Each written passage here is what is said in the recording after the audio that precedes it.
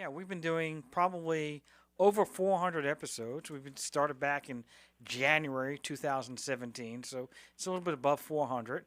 And yet, some people still have not listened to Ask Brian. So for that reason, we do have to explain what the E's are. Now, some people are going to say, "I've been listening to the show for 10 years or 5 years or whatever," and it's like I keep on hearing about the E's. But we don't do it for that. We try to explain what the E is in Brien because the show is called Ask Brien, AskBrien. We try to allow everybody who may not have listened to the show explain to them what an E is. But eventually, we may even get past E and go to, I don't know, F. That's after E, right? So, and we do like to have fun, fun, fun. All right. So, Ask Brien is spelled AskBrien, and we're going to ask our resident co-host why. Why are we spelling Brian with an E? Because most people spell Brian Bryin or Brian, and unless you're from Ireland and your name is O'Brien, you're not going to be spelling that way. By the way, last week I passed a pub called O'Brien's. Took a picture of that. Trying to infringe on this radio show. All right. Alex, explain to people why Brian is spelled with an E. Well, today's first E is because you said you could be listening to the show for 10 years, and it started in 2017. So that E is for exaggeration. So we're gonna put that one right out right away. but really, I think the main reason that Brian is starting with an E because of our excellent engineer. Oh, thank you. I appreciate that. She is the best. She is the best. Thank you. But I think most people come here and they come week after week to handle the excitement of the show. And enthusiasm! God. Okay, good. You died off quickly. Good. Well, we're Thank you. Yeah, because we have waiting for the other E, which is eardrum. No, okay? yeah, So I'm not encouraging this. Sorry. That's because I have a lot of energy, like everybody else that's listening to the show. Energy, energy, energy. There you go. Well, I think you make a good effort to educate people, and I think that's what Ask Brian is all about. I think that's very true. We try to educate people about business concepts, but there's a couple of big E's that you have missed. So I want to see if you're going to get them or not. Well, let's go with the biggest E, which is experts. Tell me about experts. Oh, you're going to try to throw it back to me. Nice. You better believe it. Nice lob. Well. So we have experts on the show. We have a great expert today. He's going to talk all about AI, but we're going to get to him shortly. But we have decided that in order to become an expert, you need to have 10,000 hours. So 10,000 hours is calculated how? Well, there are 50 weeks in a year because you do get 2 weeks off. 50 weeks in a year, 40 hours in a week is 2,000 times 5 years. So the typical person will need 5 years. That's typically if they're working for somebody. But most of the people that are listening to this show are entrepreneurs, another big E. And entrepreneurs, the big E. That's right. And entrepreneurs, I don't know of any entrepreneur who's going to wait 5 years for that. Why? Because you have to work 70, 80 hours a week, and typically it's going to take you about 2.5 years. But you need to have that amount of hours, okay, not necessarily years, but amount of hours of 10,000 hours to really understand something well. You can understand it to a certain point, but to really say, hey, I've gone through the ins and outs of a subject, you really need 10,000 hours. That's how we calculate it out. So now we're going to throw it back, Mr. Grossman. Give me some other reasons why Brian is spelled with an E.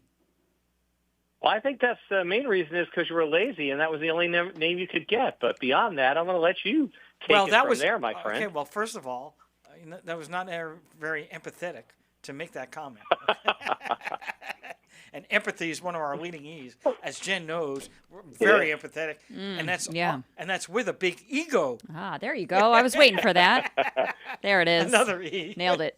The most truthful of all the E's right there. Mm-hmm. And probably not the last and not the least, but we do have to start our show. It's part of the expert part, and that is experience. Experience does count. Yes. And that's a big deal. But without any further ado, ADIEU, only one consonant. I love that word. All right. Everyone knows our co-host is Alex Grossman. Alex, introduce yourself. Well, I am your co-host. There we go. With a little bit of a serial entrepreneur background. Spent a lot of time in the corporate land and in the land of VCs, our good friends there that give us a couple dollars here and there to get our little entrepreneurial business going as a serial entrepreneur, and also spent a lot of time at that fruit company and as an executive there and had a great time doing that. Sun-kissed? Not quite. Not quite. Not even dull. Not even dull. All right. Well, we are going to bring on our guest who's going to sit to me like, I don't know how you got me on this show. I don't know what I'm doing here. And, if I knew it was going to be like this, I don't know I'd be here. But anyway, Mr. James Gallagher, are you there? I'm here. All right, James. So Excited to be here. all right, another E. Look at that All right. enthusiasm. Don't get me started. Sam Kinsian is right around the corner. All right. So, James, first, give a little background about little background to the audience to explain who you are, whatever, and then we've got a lot of questions to ask you. I'll defer to Grok for the questions. But no, thanks so much for having me, Peter and Alex. And a little bit about me. I got an entrepreneurship when I was probably first entrepreneurial gig was when I was like 10, selling lemonade. So I didn't even know what entrepreneur was back then. Of course, just I thought it was something cool to do. Around 18, I used to sell prepaid legal. That was my first intro to multi-level marketing, and got a lot of good skills going, doing appointment setting, basic sales, tactics, techniques, and then that led into doing a self-help document preparation company for family law document prep for nationwide. And I was a founding employee of that company, and we went to 8.4 million, I think, over a little over 2 years. It was like really crazy growth, out of control. There's a lot of problems internally. It ended up imploding, but that really wasn't on me. It was more on the owner, and reneging on promises, and I didn't have things in writing. I didn't have any contract. None of us had any contracts. That was my first lesson in, like, you got to have a contract in place, and sort of reset around 2009 and made a similar business that evolved into a marketplace for attorneys, kind of like an Amazon or Uber for legal services, where people could post jobs and get bids from attorneys. And so that still exists today, and it's sort of operating organically. But what ended up leading to was finding out how a lot of attorneys have a challenge, not necessarily in the legal technician arena, but more in the business of law arena. So yes, there's always a need for leads and correct, good quality cases coming in, but moreover, it's the business side of things and creating the systems and the people to really operate a machine. So now with automation, all the automation tools that are out there, and now with AI, it really just revs up the productivity of things. So it's super exciting. Starting a business like today, it really is, if you're serious about it, it's like $1 million could be like one of the easiest things to do in a 6 to 12 month time with AI. So it's an absolute explosion of innovation and creativity right now. So yeah, super excited about all that. So explain to you what you mean by that comment, AI, $1 million in 6 to 12 months. What does that mean? Sure. Yeah. So if you're a YouTube junkie like me, I'm always listening, consuming YouTube videos of all kinds, and especially ones of entrepreneur, business related, and So there's one that I just watched. The thumbnail was like 1.12 million a month at 17 years old, and it was another podcast who's interviewing this high schooler. He's a senior in high school, and he created an app where all it is you just take a picture of your food, and it tells you the calories. That's it. Like, just simple, just one thing. And they're doing a million a month right now, and they started doing it in 5 months' time. So that's just one example of countless where the power of AI it's your ultimate developer.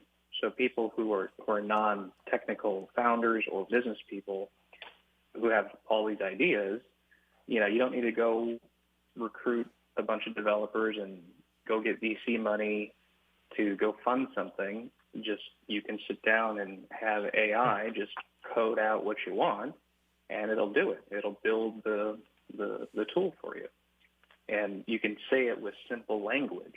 So there's a number of these platforms that exist, and there will continue to be more, but like Replit is one, Lovable is one, Make is one, NAN is one. So if you go to YouTube and you search any of these things, there's just a plethora of tutorials and walkthroughs and templates that exist where people can just go to town on creating these things, and it's AI is just doing all the heavy lifting to generate the products. So whatever industry you're in, whichever niche you're in, whoever your avatar is, find out what's the big problem that they have, and just make an app for it and solve the problem, and then ascend them to the next thing. So yeah, it's so cool. So fun. That sounds easy, but you've got a lot of things that you've said in there. So first of all, I mean, you have this app that you're talking about where it takes a picture of your food and determines the calories. Well, I don't even can fathom. I mean, it sounds like a great idea, something that everyone would use, especially anybody on a diet or trying to contain their weight. But how in the world, can you just say, okay, I want an app like that, and the AI knows how to create a program for that? How does that work? So it's really like having a conversation with it. Like it's if you're using ChatGPT or Grok or any of the LLM dialogue boxes, it's in simple language explaining, I want, here's my problem, and I want to create an app that does this.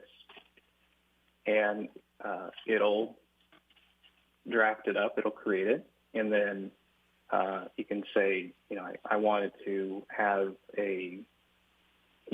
add this feature, add a button here for publishing, and I want you to add this to SharePoint or OneDrive, Dropbox, and then send this to whoever else on the team that needs to look at this, or just publish straight to WordPress when it's complete. So it's really just the beauty about it is it's just simple language. We can just tell it what we want. The AI is really the ultimate assistant.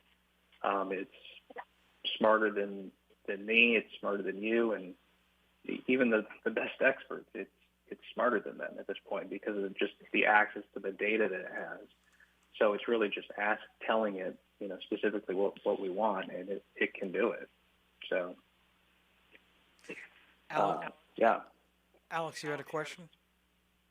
Yeah, I mean, James, it's it's that dream we have of having, we all had this, right? I mean, in the old days, we called them secretaries and we called them admins, and basically, we just told them what we wanted and they went and got it. And a lot of people look at AI like that, but AI, the other side of AI is that it is, if you look at generative AI, it can generate from sources new things, but realistically, it can only do what's already been done. So it's not like you're going to go and create something from nothing. You're going to create something from something. So it's really more of a I like to call it an incremental builder, if you want to call it that. So how do you look at it like that? I mean, if you have an idea, if the idea already has a basis, like let's say calorie counting app, I mean, it's pretty simple. You know, people have counted calories for how many hundreds of years or longer, right? So people figure that out. I might be using an E there for exaggeration on hundreds of years, but that is an easy thing to do. But you know, it's not like you're going to have a brilliant new idea and AI is going to do that. So where do you put those boundaries? How do you see that? So you see people making money and doing that, but where are the boundaries of what they're doing? Yeah, good question. I mean, I'm sort of in the train of thought of, you know, it's like there are no like original ideas anymore, and that kind of never really were. It's, you know, everything is borrowed, stolen from someone else's idea, and I mean, I know that I can't remember exactly when the LLMs ran out of data to analyze, and then the engineers just had it start inventing new data, you know, to test with. So, you know, I don't think that there's really unless you're like somehow some breakthrough of warp drive technology, which, you know, that's all some broken theories anyway. But you know, within the realm of productivity and, you know, the basic needs and problems that people have, there's no shortage of opportunities to create things very quickly now and get to market and just start iterating and making improvements. You know, I was in Hollywood this past weekend, and for the first time was able to see those some of those Waymo driverless taxis, and Yep. you know, it's here. I mean, Optimus is going to be deployed internally in Tesla factories, 10,000 units this year, and then I think towards the end of next year or 2027, they'll have mass market deployable robots, you know, for the home. So it's, you know, it's really here, and the robots are really going to take on a lot of those mundane tasks that humans have done, and, you know, we can actually do things that are more productive with our time. And so it's an incredible time to be alive. So how do you, so for instance, I mean, you mentioned WordPress, you mentioned all these things, and we only have about another minute, so we have to go to after the break. But you know about WordPress, but, you know, if somebody just says, hey, listen, I want to create a website that does X, all right? I mean, some websites, yeah, it can be 2 pages or whatever, but, you know, you got a 500-page website or something. I mean, that's still going to take a long time, even for AI. And where's AI going to get the information? Because they can't copy the source code. So, like WhatsApp, for example, you could recreate WhatsApp right now and start, you know, getting users. You know, there's enough code data out there for it knows what to do to build that and pretty much build any kind of application.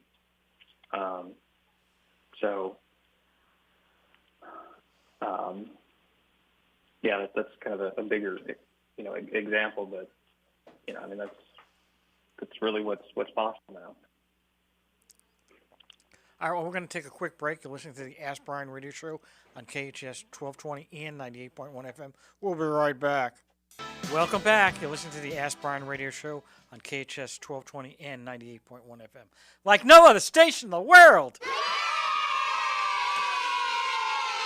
I don't like no other station in the world. Who has these set of characters? Who has you? And who has Alex? Peter, you're the original here. Let's put it that way. All right. They broke the mold on purpose after they built you. Well, so no my AI question. recreation, guaranteed. Well, that's guaranteed. what I wanted to ask James. So, can you do a recreation? Can you create another? Can I have another Peter here on the show through AI? Can you do that? Can we? Not legally. With your consent, yes. With your consent in a video avatar avatar yet. Alex, on the break, you Yeah. wanted to ask James something, so go ahead. Yeah. So James, let's say we have this great idea, other than Robot Peter, which could be an interesting one, just Hold on, for, like this? for giggles. If we have this great idea and we want to bring it to market, or we want to work with it, so let's say I go out and I say to ChatGPT, look at WhatsApp and create a new WhatsApp for me. What's my next step? I mean, we just can't go and put that on the Apple's App Store and sell it, right? So what do our steps look like, and what's our go-to-market look like? Yeah, great. Next question is, start. Where can we test? Where can we get users and get people using it? So, depending on your typical niche strategies of online communities, and where are the avatars hanging out? And AI can help identify those things pretty quickly by asking it. So, certain. Here's my avatar. Where would they hang out? And then it can just spit out these different options to find people. Whether that's school communities, online forums, creating a YouTube channel to attract your target, and AI can help with those things as well by creating the YouTube scripts, answering frequently asked questions to solve problems that your target audience has, to draw them and attract them. And then what we sort of just alluded to just a second ago with creating these video avatars of ourselves. So these video clones, these voice clones, using applications like 11 Labs and HeyGen, using those two technologies together to recreate ourselves, and then we can sort of just pump content using that video avatar, and then of course add B-roll footage, After Effects, subtitles, chop it up, format it for the different social channels. Instead of having to manually do all those things prior, the AI can do that and just have an omnipresent media publishing company at your disposal. So, one of the things I was talking with Peter about earlier today was the topic of SEO and how that's really shifted with AI. So I think a lot of times when you're searching for things now, your Google at the top comes up with Gemini. It's Gemini recommendations, and so that's having a big change on the SEO side of things. So to get into that recommendations, the need to be mentioned on Reddit or YouTube or other authoritative domains that are relevant to the search, all that applies even more now because AI is making the recommendations when people are searching for things, or they're going directly to ChatGPT or Grok or Claude or Perplexity to find out the answers. So it's on the SEO side of things, it's a lot more imperative to understand how the technology is finding your business. So let's touch on something on there. You mentioned Gemini, and a lot of our listeners probably have downloaded the latest Google Chrome or something like that, and it popped up with Gemini on there, and they probably don't know what it is, and they're probably ignoring it. So why don't you give us a little idea of what Gemini is and what it entitles? Sure. Yeah, so Gemini is Google's LLM, large language model, that they deployed to compete with OpenAI, Claude, and Grok, and others. And so it's Google's brainchild for on the AI side. And Yeah, I mean, it shows up in Gmail as well. It shows up in all the Google suite products. It's, help writing this email, polish this. It's really infiltrated into all of their product suites. So, but it's, it's, they're all competing for the best. I don't know. I think it just depends on the time of which day it is, on which one does better. Claude tends to write a little bit better than the others.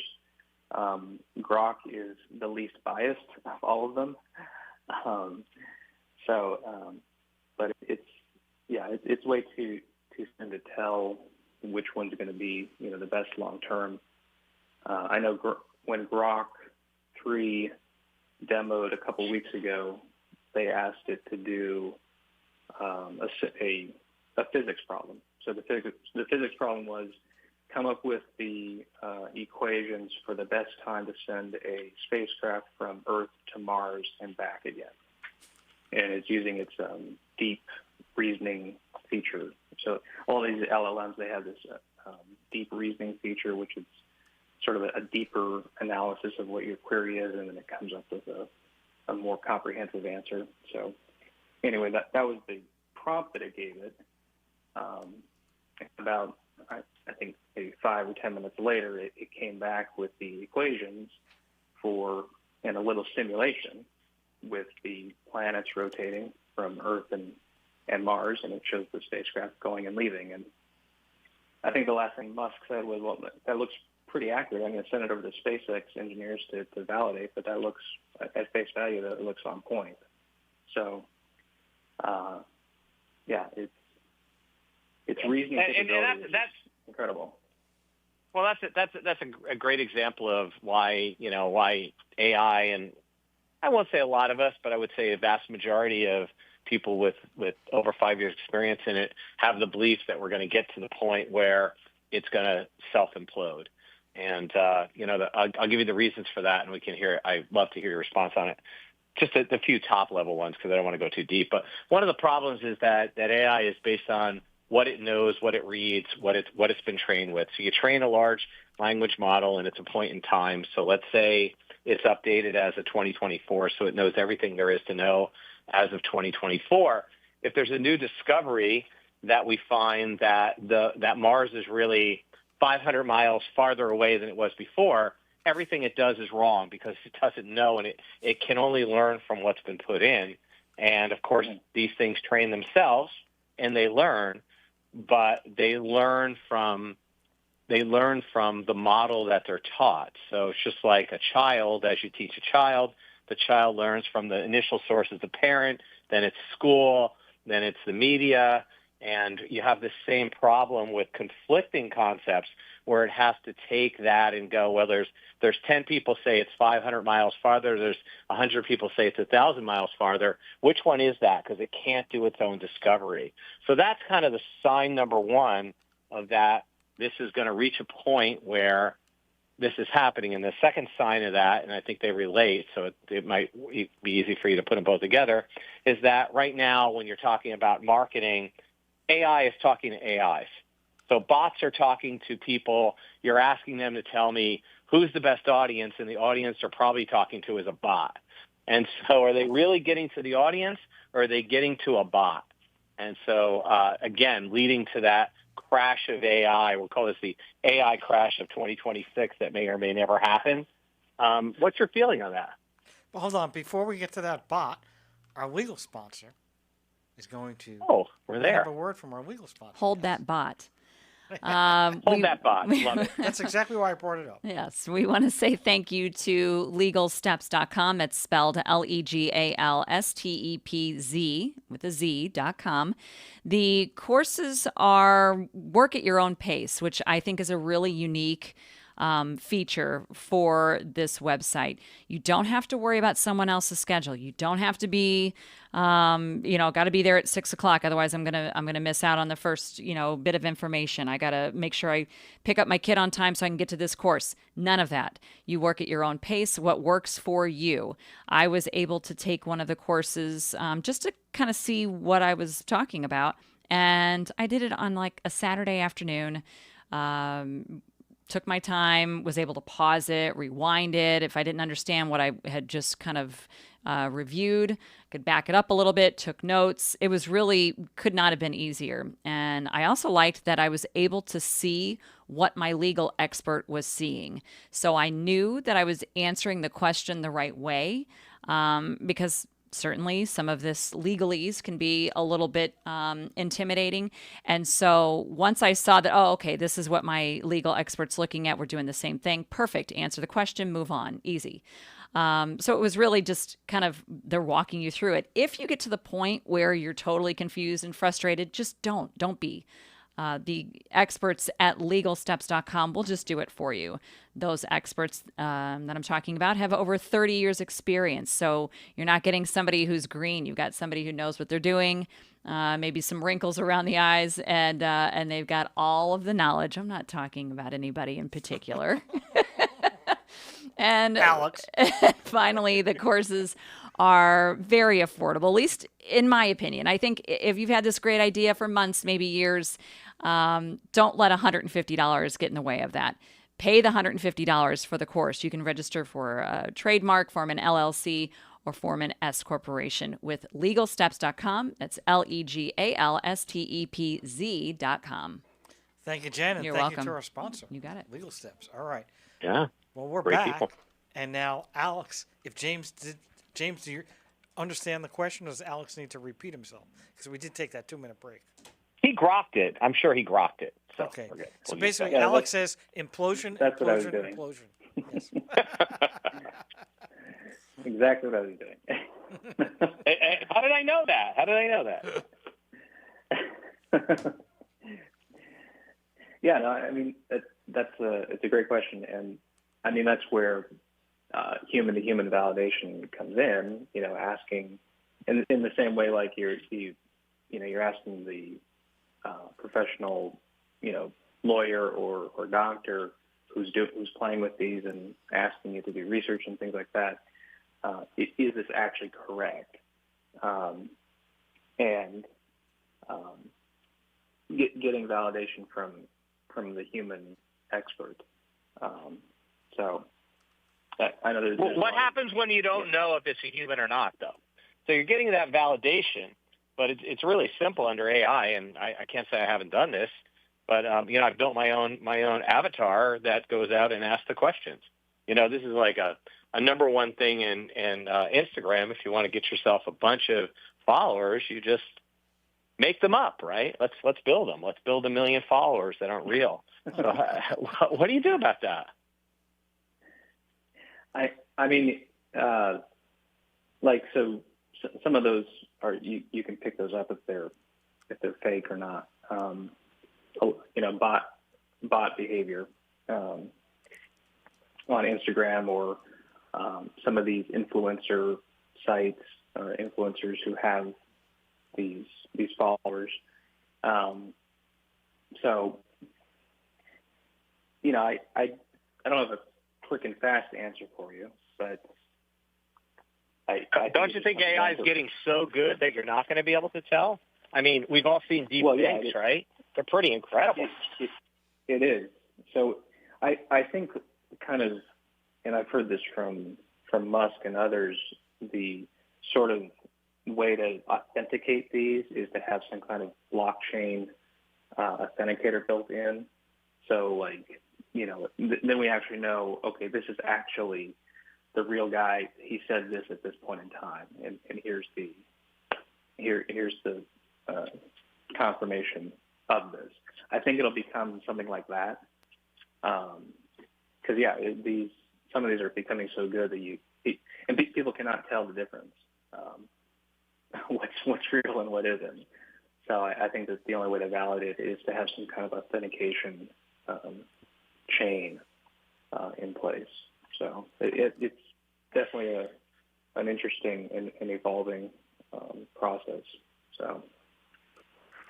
So, yeah, we used to have a saying in the old days. It was "Don't believe your own headlines," and this is like a marketing 101. And now I believe in in AI, I believe you can make up your own headlines and then you can believe them. So it's always one of those things. I mean, Elon Musk recently said they're coming out with a new driverless car, and it won't even have a steering wheel or any pedals. Is that where we're going with AI? Is that the right future? Is 2026 that year when that comes out? Is that the right thing? Not that I'm knocking Elon Musk. I think he's a genius, but is that where we should be going? I mean, yeah, I think it's in some ways, yeah, to make our lives better and more efficient, and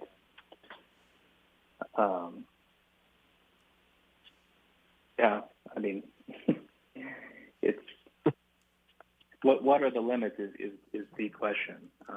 Right. That's the. Especially when I didn't want to go there. I wanted to go only to part of that. But Well, yeah, we exactly. got to take a break. You're listening to the Ask Brien Radio Show on KHS 1220 and 98.1 FM. And when we come back, James is going to explain how AI can help your business. Welcome back. You're listening to the Ask Brien Radio Show on KHS 1220 and 98.1 FM. And we just did a real quick calculation everybody wants to know. This is from Alex's inventory control specialist. He determined that there are 50 punches from Rocky per show, and there are 400 shows. So that puts us at 20,000 Rocky punches that we've done. All right. We are mathematicians. All right. James, how can people reach you and connect with you? You're an attorney that can do math. That's the first. It's for the billable hour. Go ahead. Yeah, so we touched on a few earlier with content creation, video, but yeah, really it's just, we'll just skim it a little bit here, but automating a lot of the repetitive tasks of like appointment setting, inventory management, summarizing, email management. So there's a lot of these bots. It's really the era of AI agents. So there's these AI workflow builders that you can build these pretty quickly and easily to do your repetitive daily tasks within any kind of a business. If it's answering phones, so we just deployed this week actually for attorneys of an AI voice and chatbot to answer the phone, and it sounds like a human, and it can book a call, send text, send payment links, connect directly with a live person if you need to be, but it's that's a really big win for entrepreneurs who it's you're solo, and you need more. You don't want to have someone answering the phone professionally, and you don't want to have a virtual assistant do it or have a stateside person do it. So customer care is really a big one that it can help. Financial side of things, forecasting based on the data, financial data, reviewing team members. So like, let's say you're interviewing for a position, you have all these stacks of resumes to go through. Do they align with your core values? So you just set up the criteria of what you're looking for, and then you upload all of the files, and then give me the top 3 candidates based on who we're looking for. So, yeah, summarization, streamlining, any kind of process that you're doing internally can really be handed over to an AI agent to take on, and you're basically augmenting your entire team, 100 times, 1,000 times. So if you already have a lean team to begin with, you really can now drastically increase your output simply by, installing a couple of these little AI agents to do tasks. So some of the apps that I mentioned earlier that can do that is Lovable, Make, N8N, and there's more coming online. Replic's one. So yeah, my encouragement for any business person is just play with all of them and just come up with something that works for you and solve the task, solve the problem, and just keep going. James, if somebody wants to reach you or connect with you or connect with your company, how can they connect with you? They want to connect. James at bestlegalchoice.com. Best way to reach me. Bestlegalchoice.com is the attorney marketplace. But if they want to connect with me directly, and that's the best way, or LinkedIn. Or LinkedIn. And basically, I know you do a lot with legal, and we only have about 50 seconds left, but how can you help a small business owner who has a small business? What can you do? You have any products or services or direction for them other than just going to these AI sites? I mean, in short, I guess I would just say, niche down and just focus on one niche that can solve that has a big problem that needs to be solved and have the money to pay you to solve it.